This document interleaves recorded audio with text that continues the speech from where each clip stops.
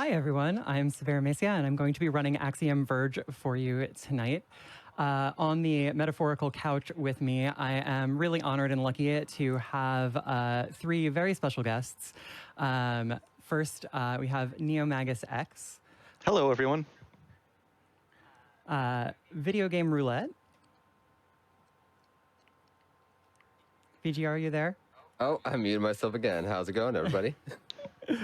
And as a very special guest, we have the man himself, Tom Happ. Hello, everyone. I am very excited to have each and every one of these people with me tonight. A quick little blurb. Magus is a friend of mine from college who is actually one of our newer Any% runners, but is the person who inspired me to start running this game 9 months ago. VGR, in addition to being a longtime community member, is developing an official Axiom Verge rando, currently in closed beta. Sorry for stealing your thunder on that. And Tom Happ is Tom Happ. He built this whole thing. And one of the wonderful things that he gave to us that I really appreciate is this amazing dedicated speedrun mode that we are going to be using to show off a significant amount of what this game has to offer. I'm going to hand off commentary to the couch as soon as we start for about the first 3 minutes of the run. And we're going to go ahead and get started. I'm going to count us in. 3, 2, 1, go. Right off the bat, you'll see some pretty strong Metroid influences, anywhere from the spooky atmosphere, the door transitions, the nice callback to the original Metroid of going left to get the first power-up in order to make progress right. And the first item here is the Axiom Disruptor, the first of 3 guns that you're going to see across this run. There are many more in the game, but we got to go fast, so we're only going to pick up 3. And right away, you're seeing some pretty tight platforming, anywhere from jumping a little bit short, coming pretty close to platforms, dodging really closely between enemies, and those little things save time that really adds up over the course of the run. Health routing is going to be really important over the course, and there are 3 types of enemies. There are ones that always drop health, ones that never drop health, and ones that drop health if Trace's life is low enough. Now, normally when playing the game, that's pretty unpredictable, but fortunately, speedrun mode has a guaranteed seed, which means that routing can take those things into account consistently and be routed around. Nice swag jump. That is a trick that, if you go for it, does not save you any time, but if I recall correctly, it loses you about a half second if you miss it. And this is the second of our 3 guns, Nova. Theoretically, Nova has a very high damage output, but it's very hard to make effective use of that in practice. So really, Nova is going to function primarily to unlock a door. It is unskippable. There is, to my knowledge, no route that does not involve it. And speaking in general, this route is going to be very similar to other routes for about half of the run, about the first 15 minutes or so. And that is when it is going to start to significantly diverge. Here's the lock that Nova has to open. And as we're making the ascent to the first boss, this is a room called the Boss Foyer, a word that you don't hear all that often, but a very nice word. And this is the first boss of the game, Zetter. Requires a little bit of precise positioning and some pretty careful inputs here, weaving around, and I really like to point out that the Axiom Disruptor will not fire as fast as you want it to by just jamming as hard as you can on the button. You have to hit a very specific rhythm, very nicely done. And we're now coming up on the laser drill, which will allow Sabera to drill through blocks, and has a little bit of extra use over the course of the run as well. How you doing, Sabera? So doing all right. That was actually a pretty good Brinstar climb and a pretty good kill. I'm actually pretty happy about that. 2:37 for that split is about 2 seconds slower than my fastest time, and about 3 seconds slower than world record for that first boss kill. In addition to drilling through blocks, the laser drill, as you'll see here, does damage to enemies and can also be used to trigger switches. So we're actually going to take advantage of that a lot of the times over the course of the run. The third item that we're going to pick up or the third weapon that we're going to pick up, is a short-range lightning blast called Kilver. And we're basically going to be firing that a lot alongside our drill at the same time. We can fire them basically on the same frame and deal damage from both of them at the same time. This is a tactic that we call Drillver, and it basically increases our damage output by 50% per shot, which is a really big deal in a lot of situations. So we're going to go ahead and pick up this health node. That is going to increase our health from 200 to 300. Gotta love it. And we are going to move on from the first area of the game, Erebu, into Absu.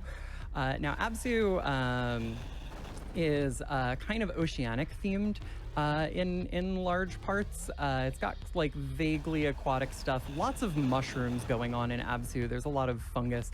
Tom, can I ask you like how this area came about? Like, you know, it's a combination of things. You know, some of it is just sort of the fever dream fueled nonsense that goes through my head when I'm sketching.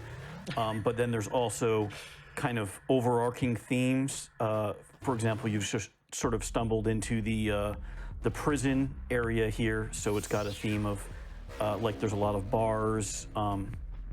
There's the Elson over here, who's the quote-unquote prisoner, and these kind of mutants, and sort of the area is built around that theme. Like the prison is in the middle of this sort of, like you said, aquatic themed area with all the mushrooms. yeah, and so it's not just a prison, it also ends up serving as catacombs, as you can see from the copious amounts of skeletons. Some people have skeletons in their closets, but the Sudrans have skeletons in their basement. Definitely not a great place to be. We're coming up here on the second boss. There are 3 specific snails in this shaft that give us health. We're going to collect from exactly 2 of them because we've taken exactly the right amount of damage for that health pickup to let us do exactly what we need to for the second boss, Talal. Now, unlike Zetter, Talal cannot turn around, so we're just going to boost right through him, taking several hits as we do, and now Talal can't shoot at us. The only thing that he can do is walk backwards into us, and so we're just going to shoot at that cauliflower stuff on his back, which is his weak point, just kind of aim up and shoot, and kind of move back when necessary, and and there we go. Sorry, Talal, I wish your chamber was built with a little bit more accessibility in mind Very nice for you. Talal fight. Thank you. And in this room, we are going to find the Axiom not the Axiom Disruptor, the Address Disruptor. We've already had the Axiom Disruptor. This is our glitch gun. We get to glitch the world with this. Now, this is an in-game glitch, not a glitch. We'll see the glitches later. But with very precise movement through this room, you can catch this very first bubble that I'm riding on. And the difference between catching that and the second bubble in that room is 5 whole seconds. So you really want to catch that first bubble if you can. We're going to pick up another health node here, and now is actually a really good time to read some more donations as we escape from Absu, if we have any more to read. Oh, we have so many donations. Beginning with Reverend Amal donating $50, saying, wishing good luck to SaberaMesia on her run. This game is amazing, and I'm glad it got some love tonight. There is also Megmac donating a whopping $200, saying, good luck to the best tour guide of Sudra ever, SaberaMesia, from me and the ECC community. We're rooting for you. Oh my gosh, thank you all so much. That's amazing. So I want to explain that a little bit. Edge Case Collective ran a sort of like fringe festival a while back called Fuzzy Logic, and I did a 4-hour 100% of this game called a guided tour of Sudra, where I basically talked about all of the lore of the game and talked in depth also about the mechanics of the glitches and everything else that goes into it.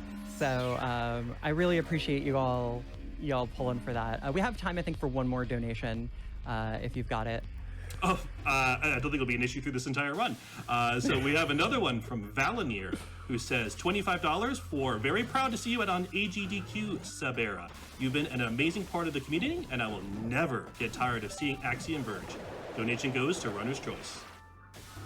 Ooh, that's going to Wanda Gamelon. Y'all have to see Wanda Gamelon. Oops, I took a little fall there. That's actually not the place that I expected to fall on that jump, but we just made the jump of no return. It turns out it's actually the jump of some return, but we're going to leave that on the table here. And I'm going to pass commentary back over to my couch as I prepare for something a little intense here. So this is Anthill, and as you'll see, Sabera is going to be doing... I missed it. Sabera normally does some weaving through bullets, but with missing that first jump, the cycle is completely off. This is a very good safety strat and backup strat for the room. Leading into YOLO room, which has a lot of enemies dealing a ton of damage. Sabera's preferred path involves a little bit of jump rope there, weaving around, killing another dragon, and then using the spiders as backup health if needed. Didn't end up needing it. Very clean YOLO. Thank you. So the deal with that on Anthill is you actually have to wait for that first bullet to pass through and jump under it. But I jumped a little too soon. I got a little too excited. As you can imagine, I'm kind of on the edge of my seat right now. So these coral in this room, are the only source of randomness in the game. We call them demon coral. They're locked to the global timer, and they're not on the RNG seed that the health drops and things are on. So you get whatever pattern you get based on when you arrive in those rooms. It's actually really, really kind of interesting. I'm sort of wondering, Tom, if you can tell me what brought that on, that particular decision to not use the other RNG that you had for that. It's because what happens is the particles, the projectiles that those things emit, actually use RNG every frame the game runs. So to determine what direction they're going to twist and turn in, it's called a random swim, I think is the technical term for it, and a random walk. I call them swim. And it just turned out to be that no matter what I did, I could not get it to be consistently the same pattern every time. I'm sure that there's a way to do it, but I wasn't able to get that to happen. That makes sense. So that little Wi-Fi symbol that we just picked up is the field disruptor. That is our high jump. We refer to those as Jordans in homage to Super Metroid, despite the fact that they bear no resemblance to shoes whatsoever. We can connect to the internet from wherever, and that enables us to jump higher now. And we have a little bit more time for donations as we proceed to the next boss fight from here. Fantastic! Irate Mexican donates $10, saying, I've lost some very close friends to cancer in the last few years, so I've always been behind helping science speedrun towards a cure. But this year is even more special because my dear friend Sabera is getting a chance to strut her stuff live. Super hyped to watch your run. You got this, Mamacita. Knock 'em dead. All right, we got time for one more. Pizza donates $50, saying simply, good luck, Sabera. Aw, thanks, Pizza. And thank you, Mex. All right, we are here at the third boss of the run. This is Uruku, and he is kind of trapped in this big pool of Pepto-Bismol. And so in order to get to our safe spot here, we have to do what's called the Pepto-Biz crawl. And so now we're in kind of a safe spot the same way that we were with Tellal, and we can just kind of hammer away at Uruku. Uruku retracts every so often and closes his mouth, which is his weak point. So we basically have to kind of track him as much as possible until he perishes, and we can move on and collect our prize. And our prize is a lab coat, because if you know anything about the plot of this game, Trace is a theoretical physicist. Lab coat. The lab coat does two very important things for us. The most important thing is speedrunners is it reduces the damage that we take by 60%. Less damage means more damage boosts, which means more speed. The other thing, which I guess is also kind of important, is that it lets us walk through walls.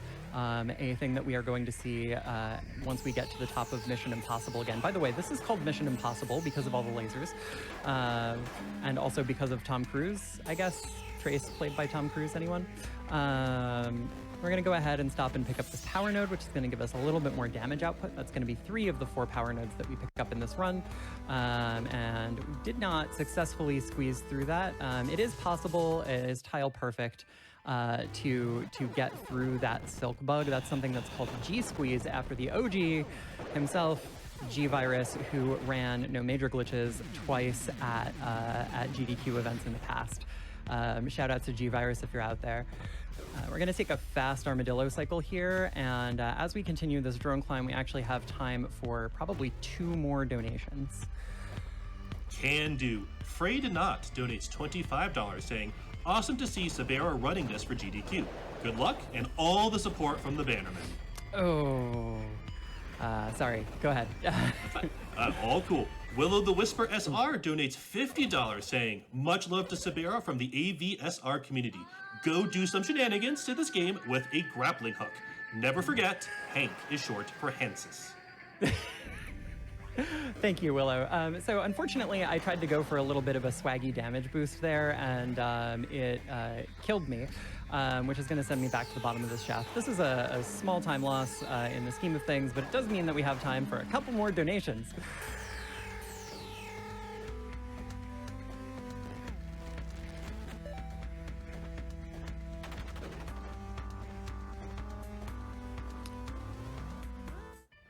Caleb and Amanda donates $50, saying, from coast to coast, Amanda and Caleb are your constant fans. Go Sabera. Oh, thank you. That's so sweet.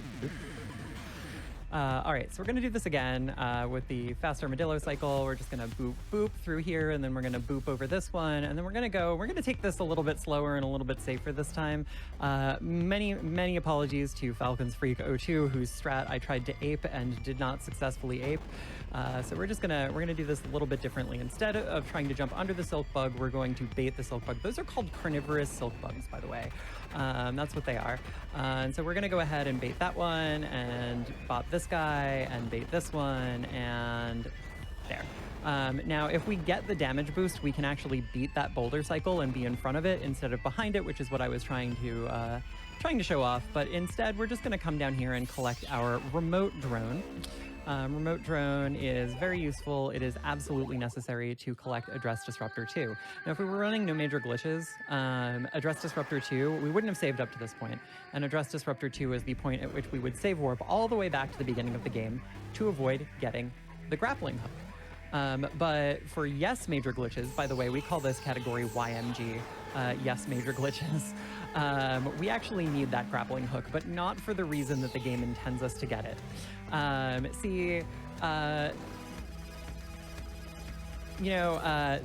The grappling hook in this game is a shout out to Bionic Commando, if I remember correctly. Tom, is that right? It is. And one thing that you might know if you've played Bionic Commando is that the grappling hook in Bionic Commando is a little bit what you might call janky. And if I'm remembering correctly, I believe that people straight up asked you at a GDQ one year, and you intentionally imitated that jankiness. Is that correct? Yeah, it's very much. I actually put in extra effort to emulate what I'm sure was for the people on the NES the only way they could do it. So it does a lot of basically putting your collision through the walls and then trying to correct itself afterwards within the code, just because of how it animates and how it works. Nice G-Squeeze. Yes, and thank you. And that was G-Squeeze.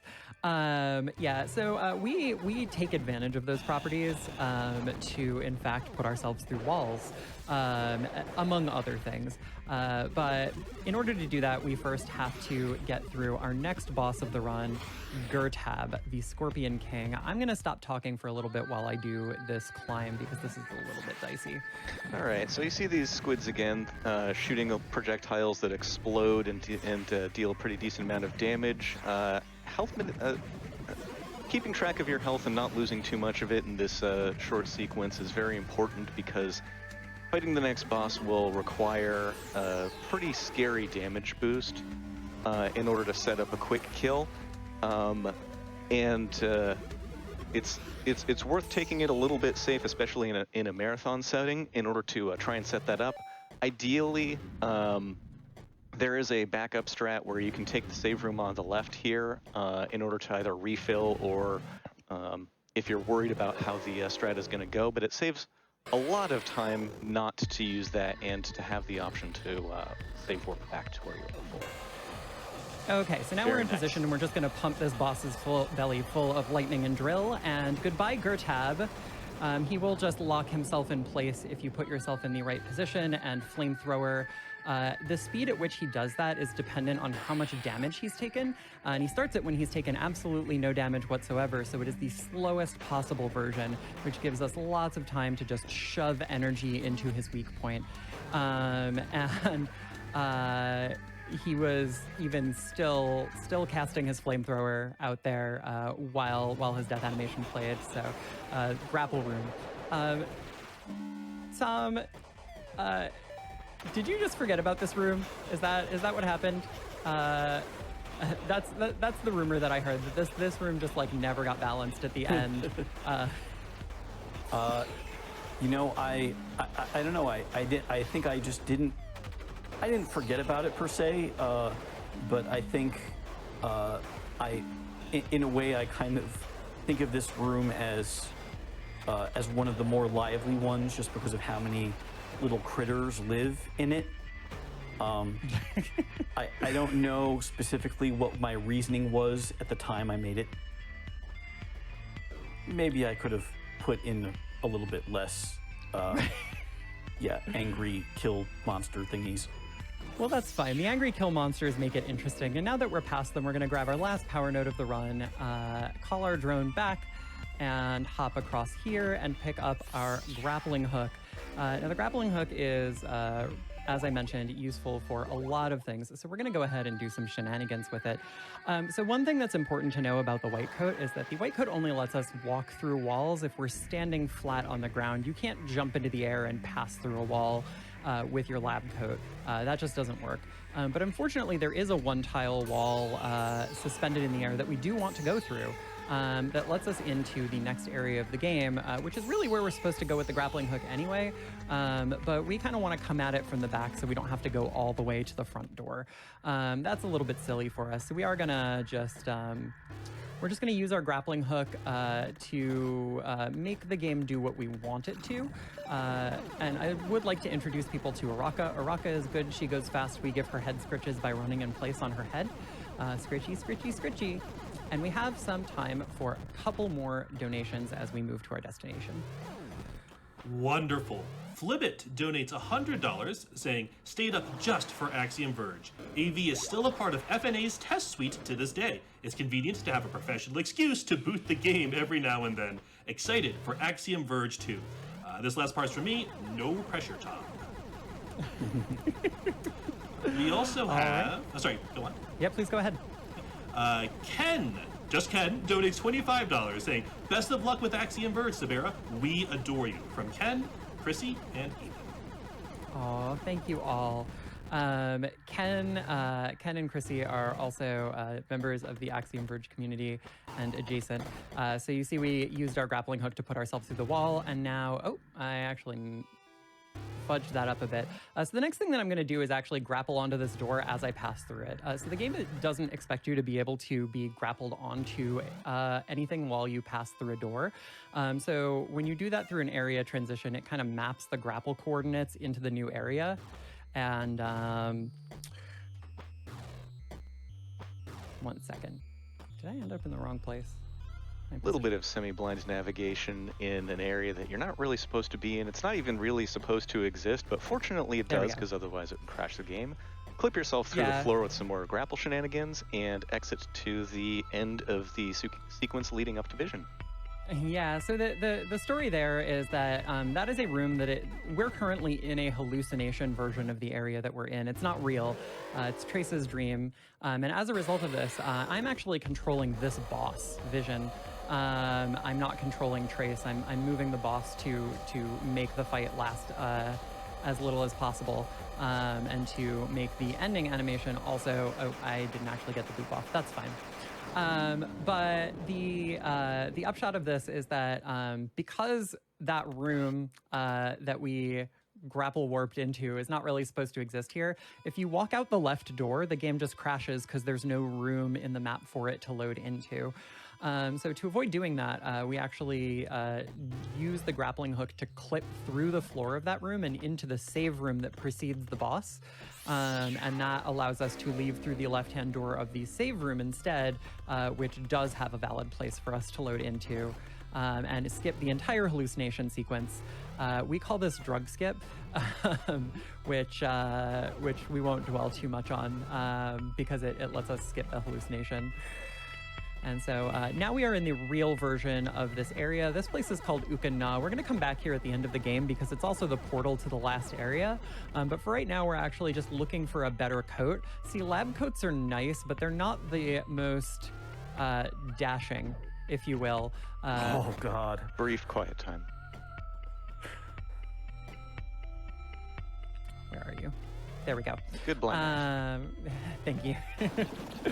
So we're going to go ahead and pick ourselves up a trench coat instead. And to do that, we're just going to backdoor ourselves with the grappling hook over there and just pop over with our drone and grab this little guy. And we are going to save warp back to this little anchor save that we took when we were on our way here. Now, you might think that I meant dashing in the sense of stylish, but no, in fact, I meant dashing. So we now have a dash that carries us through 2 tile-thick walls, can be performed in any direction, and can be performed in mid-air. This is significantly better for moving through doors. There's actually a fun glitch that you can do with the trench coat that you cannot do with the better upgrade of it that we will get later, but it doesn't feature into any percent. It's something that we only use in 100% and 100% items, which unfortunately I will not get to show you today, but they are wonderful categories. We're going to make our way up to the top of this tower, and I'm going to take a little intentional damage on the way up because we're going to skip the next boss. There's a gigantic wasp waiting for us at the top of this called Ukhu, and in no major glitches we have to kill him, but we have major glitches available to us, so instead I'm just going to embed myself in a wall and hit print screen repeatedly to move through the wall. Okay, we're done with that, so we're going to go ahead and move over here where we are going to pick up Drone Teleport, which is an item that lets us swap positions with our drone. That's super cool. We're going to make a lot of use of that, and we're going to go ahead and come out here, and now we are going to make our way over to the right where we want to drop our drone in a very specific position. I'm actually going to go a little bit farther than I strictly speaking need to. That's good. And now it is time for me to suffer for my crimes of avoiding the boss, and so I will take a penalty death, which will send me back to the save point. Now this penalty death may seem unfortunate, but unlike the death that I took earlier, this one was intentional.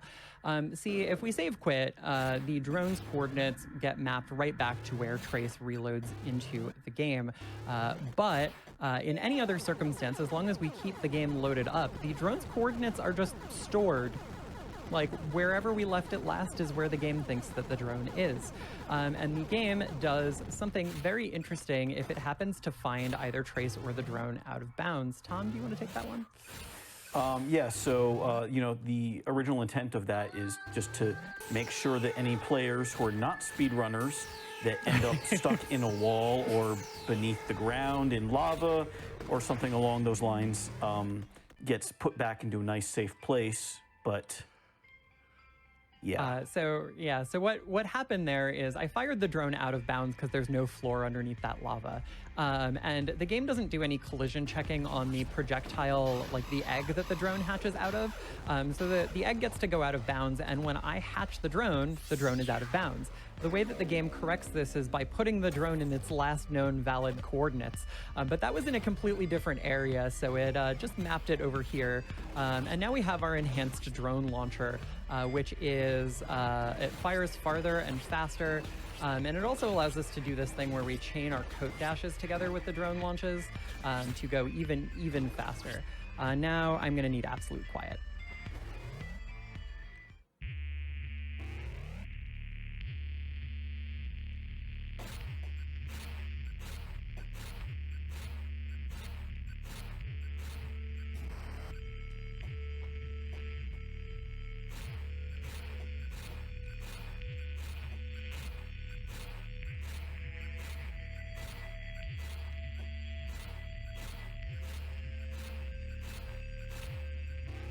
All right.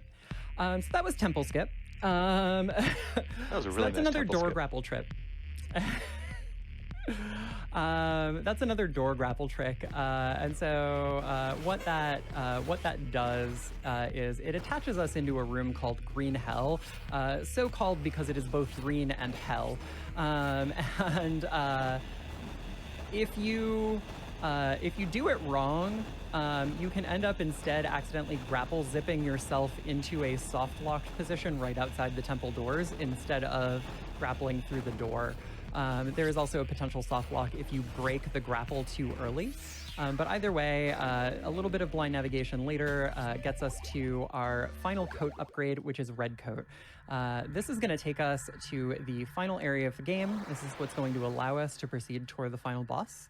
And so we are going to go ahead and grab a ride on our favorite girl, Araka, again. And I'm going to take a little rocket door, and we have time for some more donations. Can do.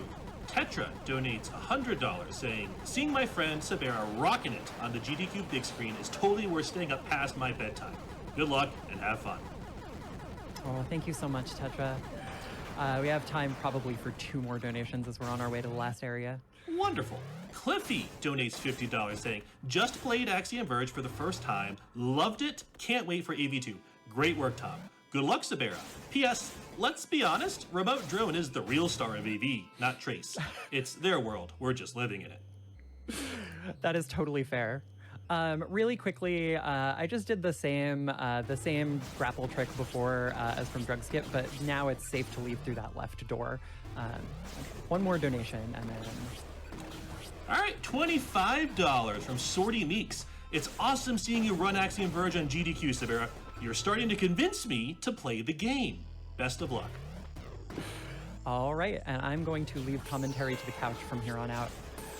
All right, so this is Maruru, the last area of the game. It is chock full of enemies that move erratically, fire quickly, and generally want to wreck your day. Sabera is making very short work of it as she's approaching Sentinel. Now, Sentinel is a pretty tricky boss fight, tends to take a lot of cycles and have really erratic firing, but Sabera is just going to skip through the ceiling and avoid the boss fight. This coming up right here is going to be the last health upgrade of the game. Not strictly required in the route, but it is so heavily advised that even world record attempts in most categories tend to go for it. There are only a couple more rooms before we get to the second boss fight of Maruru. These things just follow you around, try and shoot at you really quickly, and if you don't have really strong plans for the room, tend to wreck your day. So this is the literal hardest boss in the game. The worst literal boss hardest in the boss in the game. Hi Zetterhool and Hi Zetterhool, bye Zetterhool. The door behind Zetterhool is unlocked. There is no special tech there. You can do that anytime you play the game. The only thing keeping you in a fight with Zetterhool is your own perception or desire to have that fight. This is Disco Hell, so named for the spheres that shoot rapid colors at you. Sabera is making very short work of it. That can very definitely wreck your day. Gonna take a quick safety save here before firing the drone through the room and immediately popping it. What that does is it resets the room. You can see the disco sphere over there. When going through now, isn't going to be there, so not taking any unintended damage leading up to the final fight of the game. So this is it? Yep. So this is the final fight of the game. Your primary tool for actually dealing damage is going to be the coat itself, but as you'll see, Sabera is going to be weaving some drillvers in as well. The Beholder sentries come in sets of 3s. The boss can summon up to 3 at a time, and each time the crystal is broken, they kind of get a bit of an upgrade. In order to defeat the boss, Sabera is going to have to take out that crystal 3 times, and then actually survive long enough for the credits roll. That can take one of 3 forms, either defeating the sentries and either remain after the last crystal burst, surviving long enough, or what Sabera might end up doing is a third plan entirely. As you can see, there is some safety health built into the route.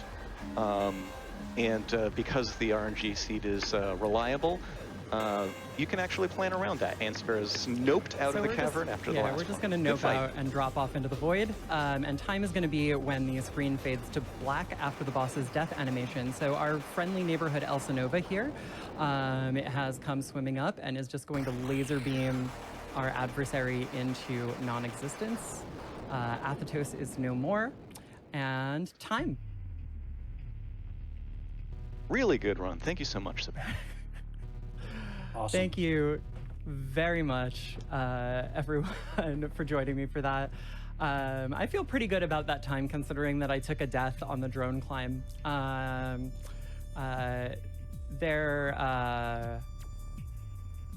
really could. I'm proud of that. I'm really proud of that. That was amazing. Well, thank you. I hope you all enjoyed that. I hope you all enjoyed the exhibition of glitches. We actually have a few more that play into the 100% and 100% items run. But that's it. That's the any percent. And thank you all so much for joining. It has been a privilege. Thank you so much. Yeah. Before we wrap up, I do want to give just like one last really big shout out to Codepiece, who was originally going to be joining us on the couch today, and then schedule shifts kind of made things weird, and then Tom and VGR were able to join us, and he just didn't end up making it. But Codepiece was the very first person to show me one of these glitches and get me over the hump in this route, and I couldn't be here without that, or without the support of the entire AVSR community. So thank you guys so much, so much. This has been a real blessing.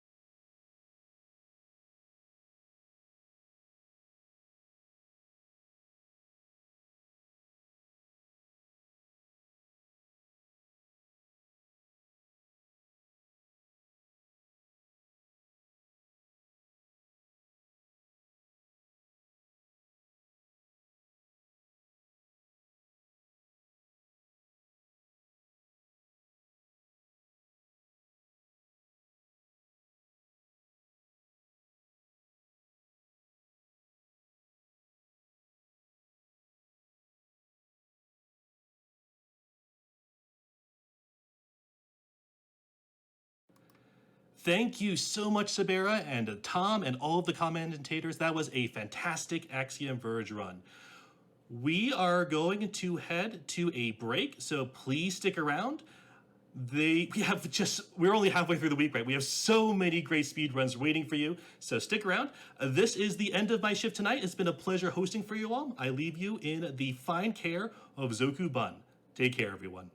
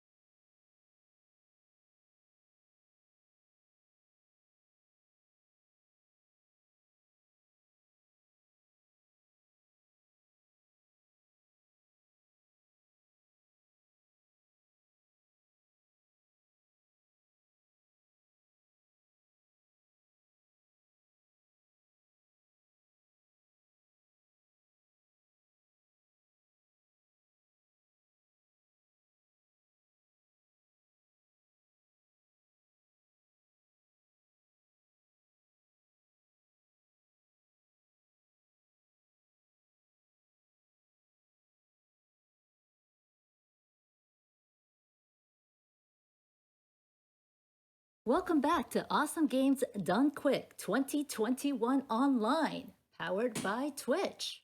I'm Zokabun. I'm going to be your host for this next run, Silent Hill 3 by Punchy. Before we lead into that, I got a couple of donations here I just want to read for you all. We have from Shark32, a $10 donation. 500,000 hype!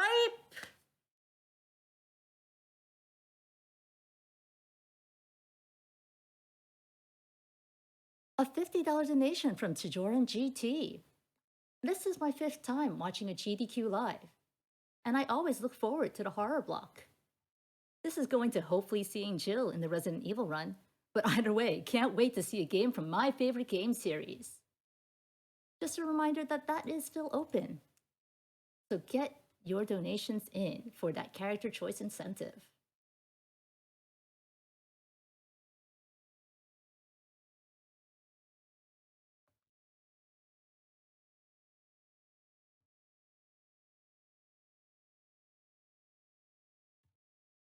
I have a $10 donation from Professor Quantum. Just had to donate to one of my favorite game series of all time. While I love most of the protagonists in Silent Hill games, Heather has always been my favorite with how thoroughly unimpressed she can act towards everything.